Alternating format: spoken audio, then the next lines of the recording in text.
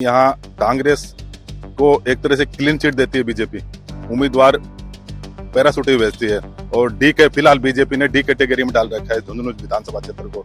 माननीय मुख्यमंत्री जी की जो योजनाएं अभी लागू हैं, वर्तमान में जो चल रही हैं, उनसे जनता बहुत प्रभावित है और मेरा ये मानना है और जनता का भी ये मानना है कि सरकार रिपीट होगी। जातिगत मुद्दा जो कि हावी रहता है और अन्य कोई कारण है? सारे ही मुद्दे चुनाव में लोग भावनाओं में बह के वोट देते हैं। और बसपा से राजेंद्र सिंह जी गुड्डा चुनाव लड़े थे, बाद में कांग्रेस में शामिल हो गए, मंत्रिमंडल में भी शामिल हुए, लेकिन उन्होंने अब शिंदे शिवसेना को उन्होंने अपना झंडा रोप लिया है, लेकिन लगता नहीं कि शिवसेना का यहाँ कोई वजूद होगा। बात करें तो चिरंजीव योजना एक ऐसी योजना है जो एक आम आदमी से जुड़ी है। रही बात कर्मचारियों के लिए, तो कर्मचारियों को अशोक गहलोत की सरकार ने पेंशन योजना से वापस जोड़ दिया, तो कर्मचारी वर्ग उनसे बहुत खुश हैं। अपने साथी वरिष्ठ पत्रकारों के साथ में झुंझुनू के चुनावी समीकरण के बारे में बातचीत करेंगे, उनसे जानेंगे कि जो आगामी चुनाव आने वाले हैं, जिसकी सरगर्मियां बहुत तेज हो रही हैं, तो कैसा रहेगा झुंझुनू जिले का चुनावी समीकरण। और मैं आपको बता दूं कि झुंझुनू में 7 विधानसभा सीट हैं, जिसमें कि अभी 5 सीटों पे कांग्रेस काबिज है, एक पे बसपा से जीते थे विधायक जो कि बाद में कांग्रेस में शामिल हो गए थे, और एक जो सीट है सूरजगढ़ सीट, वहां पे बीजेपी का जो है एमएलए है। तो आइए हम जानते हैं इन पत्रकारों से कि जो चुनावी माहौल चल रहा है उसके अंदर झुंझुनू जिले में क्या मुद्दे रहेंगे आगामी चुनाव में, कौन सी पार्टी हावी रहेगी, कौन से जो है टिकट जो है उम्मीदवारों को जो दिया जाएगा उसमें किन चीजों का ध्यान दिया जाएगा, जातिगत समीकरण क्या रहेगा। तो आइए हम जानते हैं सबसे पहले झुंझुनू के बारे में कि जो चुनाव में है वो झुंझुनू जिले में जो चुनाव होंगे उसमें झुंझुनू क्षेत्र का क्या महत्व है या यहाँ के चुनावी मुद्दे क्या रहेंगे। मैं डॉक्टर DN तुलसियान। जैसा कि आप झुंझुनू के बारे में जानना चाहते हैं, तो वर्तमान में विधायक ब्रजेंद्र ओला यहाँ से विधायक है। उनका राजनीतिक कद शीशराम ओला की राजनीति के हिसाब से और उनके खुद के कार्य जो करने का तरीका उसके हिसाब से नो डाउट बढ़िया है, और जहाँ तक मेरा विचार है उन पे किसी प्रकार का कोई आक्षेप भी नहीं है। वो एक मजबूत नेता है। इन दिनों अपने मदरसा बोर्ड के चेयरमैन MD चौपदार भी टिकट की दावेदारी कर रहे हैं, वो भी अपना काफी क्षेत्र में काम कर रहे हैं। मेन बात है टिकट मिलने पर। इसी तरह अगर बीजेपी की बात करें तो पिछले दिनों से राजेंद्र बांबू 4 साल 5 साल से चुनाव में पिछली बार के बाद में और पूरे क्षेत्र में खूब काम किया है, मजबूत कैंडिडेट है, उनका नाम भी चल रहा है। इसी के साथ निशित चौधरी, बबलू चौधरी भी काफी दिनों से अपने प्रयास कर रहे हैं। पिछली बार वो निर्दलीय के नाते उन्होंने वोट लिया, जिसमें उनको काफी अच्छी तादाद में वोट मिले हैं। अगर पार्टी उनको टिकट देती है तो वो भी मजबूत दावेदार है। इसी तरह अन्य जो सीटों के ऊपर दावेदारी जो दिखा रहे हैं, अब सवाल ये उठता है कि बीजेपी किसको अपनी टिकट देती है। जहां तक बीजेपी कैंडिडेट को टिकट मिलने का सवाल है, बीजेपी के वोटर्स कुछ इस तरह से है कि किसी को भी अगर टिकट मिलती है तो बीजेपी अपने कैंडिडेट के साथ ही रहेगी। उसके अतिरिक्त क्या बात है कि भी झुंझुनू में देखा जाए तो जितने भी अभी तक चुनाव हुए हैं उसके अंदर झुंझुनू के बीजेपी की जो सीट है वो बहुत कम रही है देखा जाए तो, उसके पीछे क्या कारण है? उसके पीछे मेन कारण ये है कि शीशराम जी पहले थे या अब ब्रजेंद्र ओला है, तो वो मुस्लिम बाहुल्य क्षेत्र कांग्रेस पार्टी को सपोर्ट करती है, तो यहाँ पे मुस्लिम मतदाता भी निर्णायक वोट है, इसलिए उनका काम करने के साथ साथ मुस्लिम वोटों का प्रतिशत उनके पक्ष में होने से उनको सीट मिलनी ज्यादा आसान रहती है। हालांकि कई बार MLA बीजेपी के भी रहे हैं, ऐसा नहीं है कि नहीं बन सकते, लेकिन फिर भी एक मतलब जातिवाद समीकरण का बहुत बड़ा फैक्टर है झुंझुनू की राजनीति में। तो ये बता रहे हैं कि जातिवाद का समीकरण जो है वो झुंझुनू की राजनीति में महत्व रखता है। इसके अलावा जो टिकट वितरण है वो किस तरीके से अब की बार जो किया जाएगा, किन मुद्दों को ज्यादा प्रकाश में लाया जाएगा?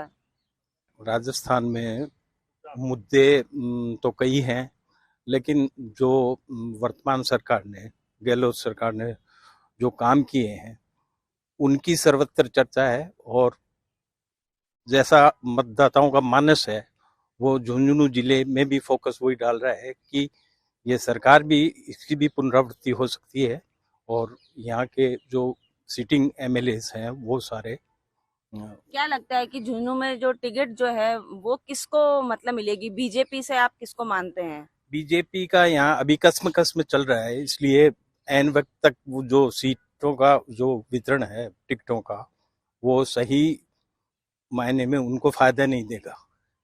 इनकी जड़ें इतनी मजबूत हो चुकी है जो सिटिंग एमएलएस है ना। बीजेपी का ड्रॉबैक सबसे बड़ा यही है कि झुंझुनू वैसे तो जिला कांग्रेस का है, लेकिन बीजेपी एन वक्त तक वो कैंडिडेट तय नहीं कर पाती, चेहरा सामने नहीं आता। और वो ये भी सुना गया है हर चुनाव में कि जो झुंझुनू की सीट है वो हमेशा एक कमजोर कैंडिडेट के लिए छोड़ दी जाती है, और जो यहाँ के जो एमएलए हमेशा रहे हैं शीशराम ओला परिवार से, उनको एक तरीके से सपोर्ट मिल जाता है। तो ये इस तरीके से अगर करेंगे तो आगे जो है यहाँ की राजनीति जो है उस पे क्या प्रभाव पड़ेगा? ये आपने जो बात कही ये काफी कुछ सही बात है। कांग्रेस और बीजेपी में यहाँ कांग्रेस ज्यादा मजबूत गढ़ रहा है, कांग्रेस का गढ़ मजबूत रहा है। शीशराम जी ओला यहाँ पुराने कदावर नेता है, उनके अभी फिलहाल लड़के बजेंद्र जी ओला मंत्री राजस्थान सरकार में, वो काफी मजबूत स्थिति में है। बीजेपी का कैंडिडेट यहाँ हर बार कमजोर रहता है, पैराशूटी प्रत्याशी रहता है। 7-8 चुनाव में अब तक देखा है पैराशूटी प्रत्याशी रहता है। फिलहाल भी यहाँ अभी तक ऐसी स्थिति नहीं है कि क्लियर उम्मीदवार हो बीजेपी का। और जहां तक आपने ये भी आपकी बात से सहमत हूँ कि यहाँ कांग्रेस को एक तरह से क्लीन चिट देती है बीजेपी, उम्मीदवार पैराशूटी भेजती है। और डी के फिलहाल बीजेपी ने डी कैटेगरी में डाल रखा है झुंझुनू विधानसभा क्षेत्र को। और रही बात जिले की, जिले में भी कांग्रेस की काफी मजबूत स्थिति है, उसमें खुद उम्मीदवार काफी मजबूत स्थिति में, और गहलोत साहब के जो कार्य किए उन्होंने भी अच्छी है जहाँ। और रही बात बीजेपी की, बीजेपी में राजस्थान में कसमकस की स्थिति में बीजेपी खुद अभी तक तय नहीं कर पा रही है सीएम का चेहरा कौन हो, पीएम के नाम पे चुनाव लड़ रही है वो। तो ये तो अलग बात है कि कांग्रेस और बीजेपी दोनों में ही जो है राजस्थान स्तर पे कुछ अलग कश्मकश चल रही है, लेकिन अभी हम बात कर रहे हैं झुंझुनू जिले की। तो अन्य जो स्थान जैसे नवलगढ़ है उसमें क्या रहेगा? अभी सिटिंग एमएलए कौन है? देखिए, अभी झुंझुनू जिले की बात करें तो हम 7 विधानसभा सीटें हैं और 7 में से जैसा आपने बताया 5 कांग्रेस के हैं वर्तमान में। एक बैसपा से चुनाव जीते, कांग्रेस में गए, अभी शिवसेना में चले गए। तो यहाँ कांग्रेस का वर्चस्व रहा, आगे भी कांग्रेस का वर्चस्व रहेगा। जैसा कि भी मुख्यमंत्री गहलोत की जितनी भी स्कीम्स हैं वो काफ़ी पॉपुलर हैं। और वैसे भी यहाँ के झुंझुनू में यदि हम पहले की पुरानी हिस्ट्री भी देखें, इतिहास भी देखें, तो यहाँ कांग्रेस का गढ़ रहा है और कांग्रेस काफ़ी मजबूत है। अभी नवलगढ़ में यदि बात करें, डॉक्टर राजकुमार शर्मा मजबूत है, सामने बीजेपी किसी को भी उतारे वो चुनाव जीतना उनका तय है। ब्रजेंद्र ओला का झुंझुनू से है, विधायक हैं वर्तमान में, मंत्री भी हैं, उनका चुनाव जीतना तय माना जा रहा है। मंडावा से रीटा चौधरी हैं, उनका चुनाव जीतना लगभग तय माना जा रहा है। यदि बीजेपी मजबूत कैंडिडेट उनके सामने वर्तमान सांसद नरेंद्र खिचड़ को यदि करते हैं तो शायद उनकी टक्कर हो सकती है। ऐसे खेतड़ी से यदि हम बात करें, डॉक्टर जितेंद्र जी यदि खुद चुनाव लड़ते हैं तो वो चुनाव जीत सकते हैं। यहाँ यदि सूरजगढ़ की बात करें तो वहाँ भी वर्तमान स्थिति में कांग्रेस मजबूत है। वहाँ श्रवण कुमार पूर्व विधायक रहे हैं, वो मजबूत स्थिति में हैं। पिलानी की बीजेपी का क्या रहेगा, या निर्दलीय जो है वो इन क्षेत्रों में कौन से उम्मीदवार जो है वो जिताऊ उम्मीदवार हो सकते हैं? ये तो उदयपुर वाटी में ही समीकरण बनता है निर्दलियों का या दूसरे किसी पार्टी का। बाकी तो सब जगह कांग्रेस और बीजेपी ही मजबूती में रहेंगी। और ये पिलानी विधानसभा सीट है, उसमें कांग्रेस इतनी ज्यादा मजबूत दिखाई नहीं दे रही है, बाकी सब जगह कांग्रेस ही मजबूत है। तो क्या रहता है, मतलब जातिगत मुद्दा जो कि हावी रहता है या और अन्य कोई कारण है? सारे ही मुद्दे चुनाव में लोग भावनाओं में बह के वोट देते हैं और उस वक्त की परिस्थिति बताती है कि लोग किस तरह से, जातीय मुद्दे भी हैं अपनी जगह, लेकिन ज्यादा उस वक्त चुनाव में जो माहौल बनता है और सामने वाले कैंडिडेट कैसा है, किस मजबूत स्थिति में, उन पे ज्यादा निर्भर करता है। तो इनका कहना है कि जो एक तरीके से भावनात्मक रूप में भी कांग्रेस से जुड़े हुए हैं शायद शेखावटी के लोग या झुंझुनू के लोग, लेकिन अन्य बहुत सारे मुद्दे हैं, सरकार की जो योजनाएं हैं उसके बारे में भी इन लोगों का क्या कहना है? क्या यहाँ जो विकास जो है वो सही स्तर पे हो पाया या नहीं हो पाया? विकास की बात करें तो कांग्रेस के राज में झुंझुनू जिले में बहुत ज़्यादा विकास हुए हैं। ब्रॉडगेज रेलवे है, फिर जो बीडीके अस्पताल अपना जो है उसको बड़े स्तर पर मेडिकल कॉलेज है, और बहुत से कुछ मुद्दे हैं। और योजनाओं की बात करें तो चिरंजीव योजना एक ऐसी योजना है जो एक आम आदमी से जुड़ी है।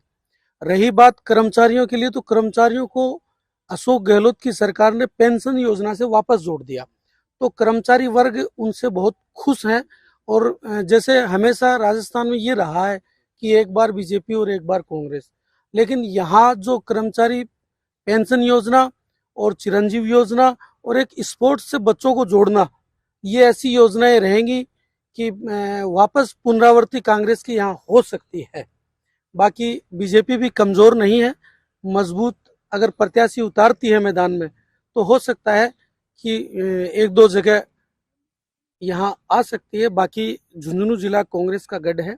यहाँ जैसे मंडावा है, झुंझुनू है, नवलगढ़ है, खेतड़ी है, सूरजगढ़ है, यहाँ से लगता नहीं कि बीजेपी आ सकती है। यहाँ कांग्रेस ही भारी रहेगी। सरकार की कुछ कमजोरियां भी रही है, जैसे कि हमें पता है कि झुंझुनू जिला जो है शिक्षा में बहुत अव्वल है, और पेपर लीक जो मामला है इससे युवा बहुत नाराज है, तो उसका क्या प्रभाव पड़ेगा?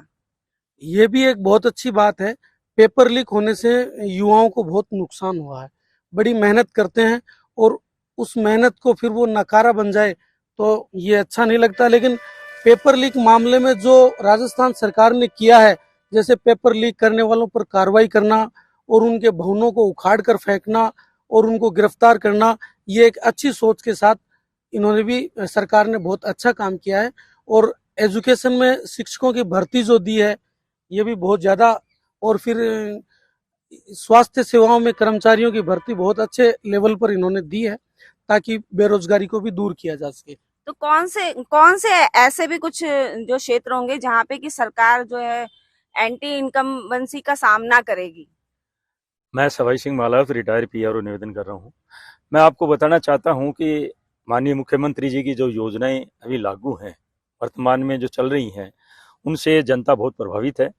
और मेरा ये मानना है और जनता का भी ये मानना है कि सरकार रिपीट होगी, इसमें कोई दो राय नहीं है। यही झुंझुनू जिले की बात करना चाहूँ, झुंझुनू जिले में 7 विधानसभा क्षेत्र हैं। उनमें एक विधानसभा क्षेत्र से बसपा से राजेंद्र सिंह जी गुड्ढा चुनाव लड़े थे, बाद में कांग्रेस में शामिल हो गए, मंत्रिमंडल में भी शामिल हुए, लेकिन उन्होंने अब शिंदे शिवसेना को उन्होंने अपना झंडा रोप लिया है, लेकिन लगता नहीं कि शिवसेना का यहाँ कोई वजूद होगा।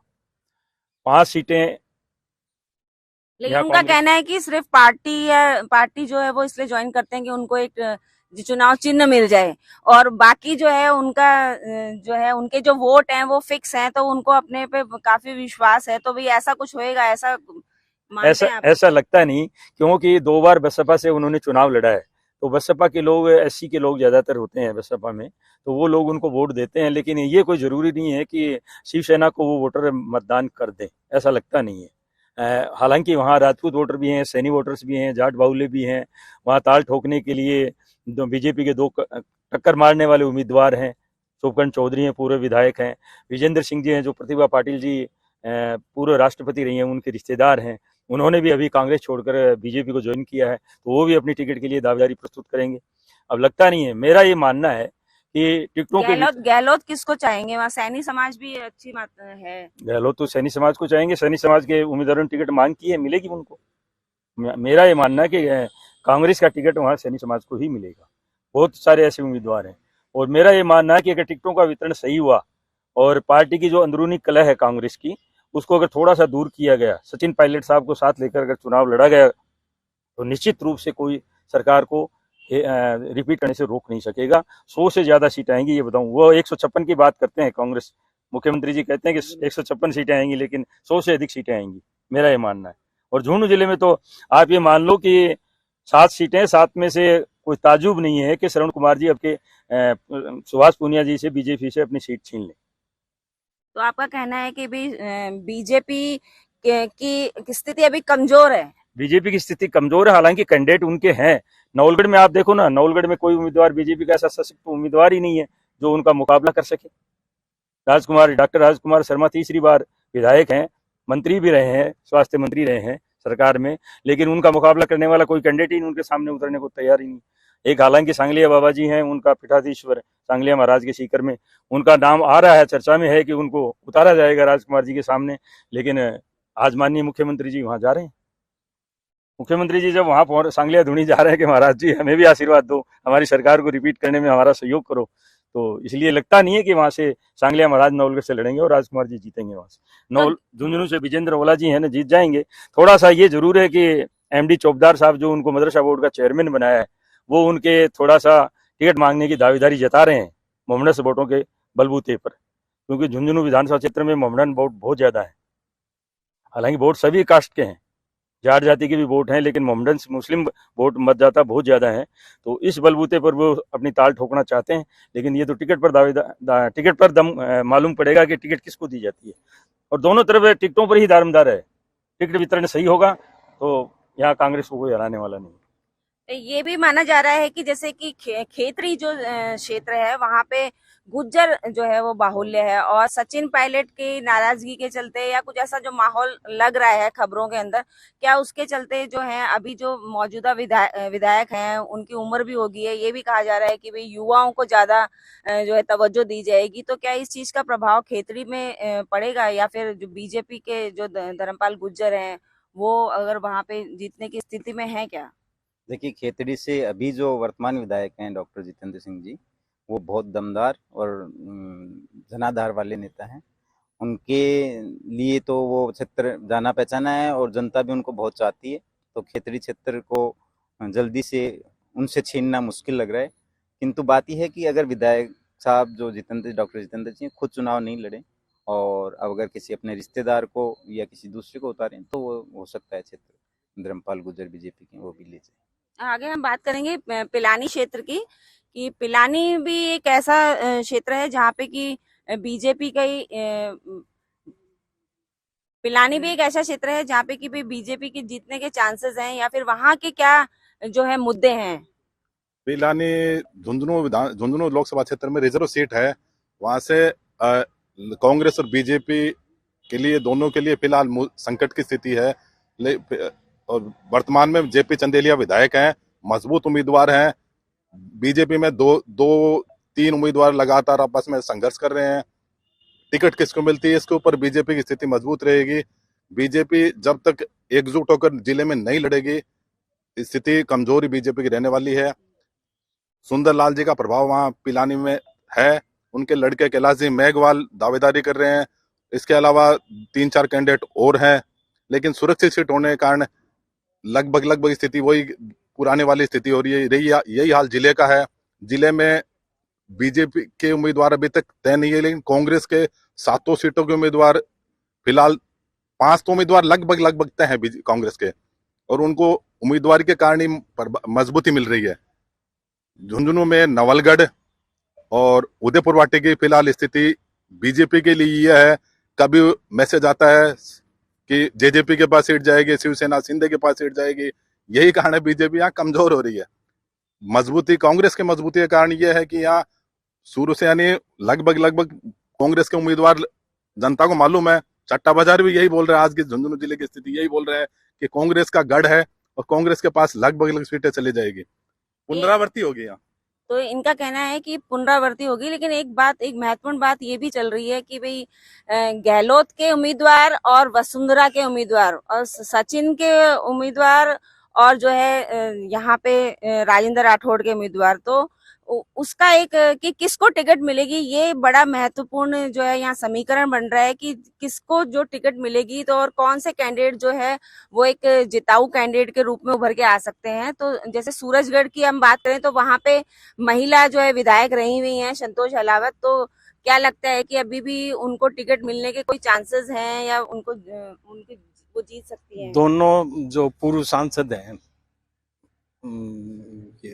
ये एलाव जी और नरेंद्र जी की दोनों को मतलब कसम चल रही है कि उनको, लेकिन वो ये मान रहे हैं कि ये इससे कद छोटा आ रहा। सांसद का चुनाव जीता हुआ वो अगर इसमें एमएलए की सीट पे मांगता है, टिकट मांगता है, तो मेरे हिसाब से को नया ही चेहरा आएगा, उनको नहीं मिलेगा।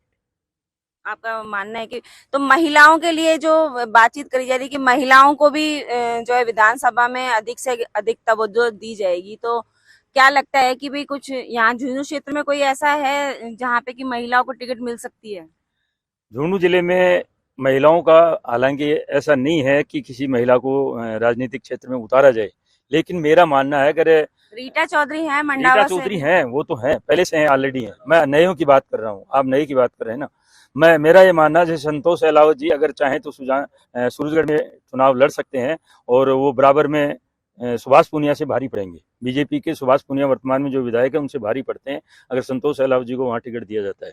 रही दूसरी बात मंडावा क्षेत्र की, विधानसभा क्षेत्र की बात बताऊं आपको कि मंडावा क्षेत्र में हालांकि सांसद नरेंद्र कुमार जी वर्तमान में हैं, वो लड़ना चाहते हैं कि मैं सांसद का चुनाव नहीं लड़के लड़ूं, लेकिन लगता नहीं कि वो उनको टिकट मिल जाएगा, क्योंकि टिकट मिलेगा तो भी रीटा चौधरी का वजूद बहुत मजबूत है इस वक्त और जनता उनसे बहुत प्रभावित है। काम भी किए हैं उन्होंने, विकास के कार्य भी किए हैं और माननीय मुख्यमंत्री जी कल बिछाऊ में आ रहे हैं, इसीलिए तो आ रहे हैं ना, विकास कार्य करवाए हैं तभी तो आ रहे हैं ना जिले में।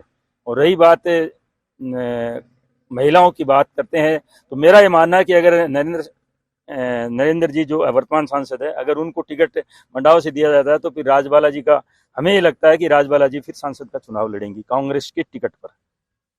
जिनका कहना मतलब है कि जो विजेंद्र ओला की पत्नी है वो जो है सांसद का चुनाव वो आगे आने वाली बात है, लेकिन कुछ अभी मुख्यमंत्री जी ने एक कल वक्तव्य दिया है कि जो हमारे उपराष्ट्रपति है वो बार बार जो है वो राजस्थान का दौरा कर रहे हैं, जिसमें कि वो झुंझुनू से ही, किठाना गांव से ही रिलेटेड हैं, उनका पैतृक गांव है। तो क्या ऐसा भी कुछ बातें सामने आ रही कि वो अपनी पत्नी को क्या चुनाव लड़ाना चाहते हैं या ऐसा कुछ समीकरण सामने आ सकता है, क्योंकि बीजेपी जो है वो एक जिताऊ जो है उम्मीदवार यहाँ पे ढूंढ रही है, तो क्या वो भी एक कैंडिडेट हो सकती है आने वाले टाइम में? ऐसा लगता तो नहीं है कि वो कैंडिडेट हो, और बाकी राजनीति में सब कुछ संभव है, कुछ कहा नहीं जा सकता। एक तरीके से जो जाट बाहुल्य या जाट बाहुल्य इलाका है वैसे भी झुंझुनू, तो उनको थोड़ा सा प्रमोट करने के लिए या उनको खुश करने के लिए भी वो एक तरीके से पूरे राजस्थान में भी दौरा कर रहे हैं और झुंझुनू में भी वो 2-3 बार आ चुके हैं। तो क्या उनको उनके वोट बैंक को लेने के लिए जो मोदी सरकार है वो कोशिश कर रही है? देखो, उपराष्ट्रपति एक संवैधानिक पद है, उससे जनाधार पर कोई वो नहीं होता, किंतु ये है निश्चित है कि जैसे उनकी पत्नी माननीय उपराष्ट्रपति महोदय की पत्नी है सुदेश अहलावत, वो झुंझुनू से या पिलानी से किसी भी क्षेत्र से अगर उतरती है तो चुनाव मैदान में निश्चित है वो बदलाव आएगा, क्योंकि एक बड़ी पहचान है, निष्पक्ष रहे हैं हमेशा, जिले के लिए हमेशा समर्पित रहे हैं, बहुत बड़ा उनका लोगों को मेल मिलाप है। तो निश्चित है सुदेश जी धनखड़ अगर कहीं भी चुनाव में उतरते तो मजबूत प्रत्याशी बने। सुमित्रा जी भी रही हुई है यहाँ से, उनकी एज हो गई है हालांकि, लेकिन फिर भी वो अपनी दावेदारी तो हमेशा रखती हैं।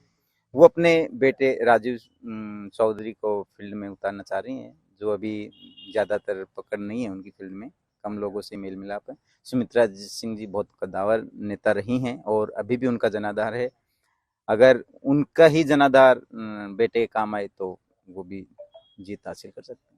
तो कौन से ऐसे जो क्षेत्र हैं जो कि झुंझुनू की जनता जो है जिनसे त्रस्त है, या इतना कुछ विकास और इनकी बातें हो रही है लेकिन झुंझुनू जो है क्षेत्र एक तरीके से सीकर क्षेत्र से पीछे ही रहा है, यानी विकास जो है जितना सीकर जिले का हुआ है उतना झुंझुनू जिले का नहीं हुआ है, जबकि यहाँ के ही जो छात्र हैं वो सीकर जा रहे हैं और पढ़ाई लिखाई के लिए निकल रहे हैं, या फिर महिलाएं जो हैं वो भी साक्षरता में बहुत आगे हैं, लेकिन फिर भी जो है झुंझुनू जिला पिछड़ क्यों रहा है एक तरीके से?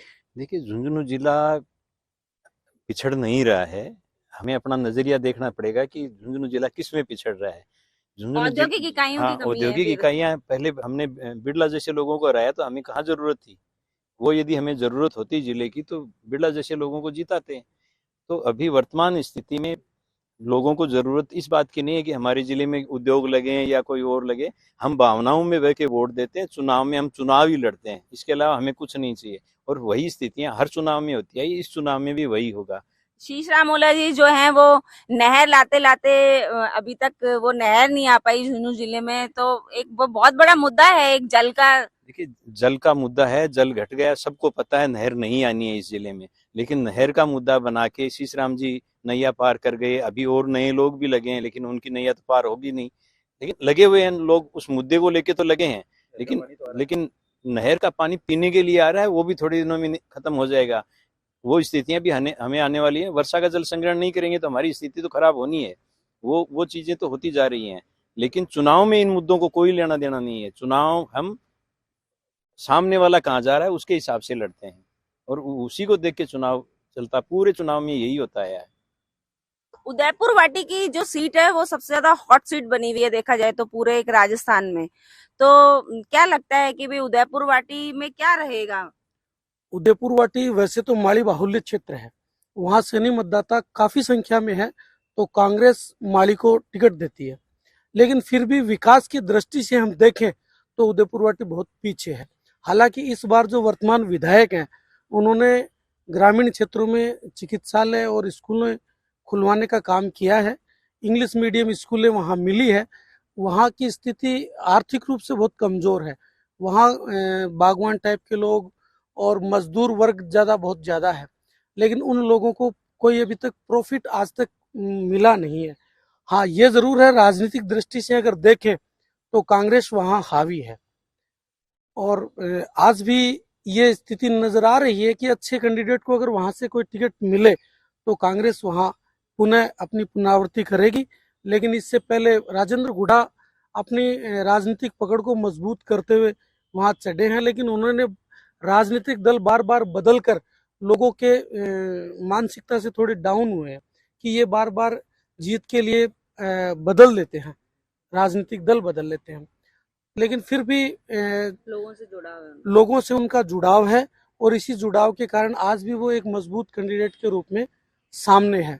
हाँ, उदयपुर वाटी क्षेत्र पिछड़ा है, इसलिए वहाँ की स्थिति का अवलोकन आम आदमी कर नहीं पाता है, और वहाँ आज भी मतदाता अपने विवेक से मत देने में कम रुचि रखते हैं। इनका कहना है कि अपने विवेक से जो है मतदाता वोट देने में कम रुचि रखते हैं, लेकिन ये भी एक देखने वाली बात है कि भाई जनता आने वाले चुनाव में क्या चीज देके जो है वोट देगी। वो कैंडिडेट देखेगी, उनका व्यक्तित्व देखेगी, या उनकी जातिगत जो है वो समीकरण जो है वो देखा जाएगा। तो फिलहाल जो राजस्थान का या झुंझुनू जिले का जो माहौल है, और जो गहलोत जी ने जो विकास कार्य करे हैं और एक से बढ़कर एक योजनाएं जो दी हैं लोगों को, उससे ये लग रहा है कि या तो सरकार पूर्ण बहुमत से सत्ता में आएगी, और या फिर चौंकाने वाले परिणाम ऐसे आएंगे कि क्योंकि हर चीज़ में एक लिमिट होती है। अभी सरकार ने इतनी योजनाएं दे दी कि अधिकारियों को भी नहीं पता है कि हमारे विभाग में कितनी योजनाएं हैं। तो ऐसे में क्या होता है, कहीं भी अत्यधिक कोई चीज़ हो जाती है सीमा से ज़्यादा, तो फिर उसमें उसका लाभ नहीं मिल पाता सरकार को। तो ऐसा भी हो सकता है कि सरकार ने इतना ज़्यादा योजनाएं, इतने ज़्यादा फील्ड में स्कीमें दे दी लोगों को कि लोग उससे मतलब ऐसा लग रहा है कि जैसे रेवड़ियाँ बट रही हों। तो हो सकता है इसके कारण सरकार। तो इनका कहना है कि सरकार ने इतनी ज्यादा योजनाएं दे दी है, इतनी ज्यादा जो है योजना चालू कर दी कि लोग जो है कंफ्यूज हो गए हैं कि भाई किस तरीके से हम इसका जो है लाभ ले सकते हैं। लेकिन जो भी हमारे साथी पत्रकार थे, इनसे बातचीत करने में ये चीज तो क्लियर होती है कि झुंझुनू जो जिला है वहां पे कांग्रेस की स्थिति अभी भी मजबूत है, और बीजेपी को कुछ ना कुछ ऐसे उम्मीदवार उतारने पड़ेंगे जो कि जिताऊ उम्मीदवार हो, वो लोगों के जो जन समर्थन को जुटा पाए, लोग उनकी भावनाओं के साथ जुड़ पाए। तो आने वाला जो समय है वो बहुत एक तरीके से क्रिटिकल है कि भाई बीजेपी को अपनी पूरी चुनावी जो है प्रक्रिया को जो है, समीकरण को जो है वो बदलना पड़ेगा, और कैसे भी करके एक जिताऊ उम्मीदवार लाना पड़ेगा, तभी उनकी नैया पार हो सकती है। हाल फिलहाल जो है हम आने वाले समय का जरूर वेट करेंगे। झुंझुनू से नैना शेखावत, राजस्थान तक के लिए।